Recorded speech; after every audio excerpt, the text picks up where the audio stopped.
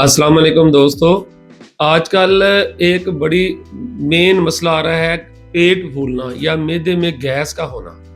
तो इसकी 2-3 ऐसी वजूहात हैं जो हम नज़रअंदाज करते हैं, जिसकी वजह से अक्सर लोग पेट में गैस की या पेट फूलने की शिकायत करते नज़र आते हैं।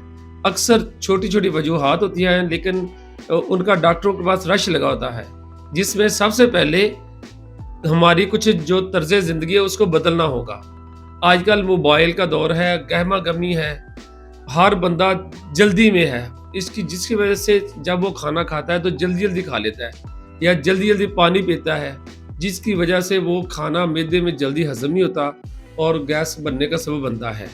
दूसरी वजह है कि हम खाना खाने के बाद हरकत नहीं करते या सुस्त रहते हैं या लेट जाते हैं, उसकी वजह से भी मैदा हज़म नहीं करता और गैस बनती है।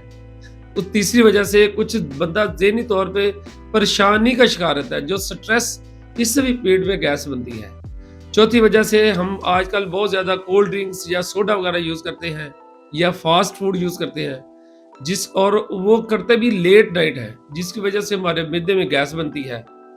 और अगर इससे आप बचना चाहते हैं तो खाने के फौरी बाद नींबू पानी या अदरक या कहवा या पुदीने का पानी इस्तेमाल कर लें और हल्की फुल्की एक्सरसाइज करें।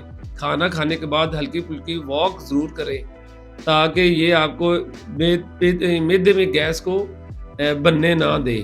और नमाज ज़रूर पढ़ें, क्योंकि नमाज में रुकू और सजदा करने से मैदा हरकत करता रहता है और गैस नहीं बनती। अल्लाह हाफिज़।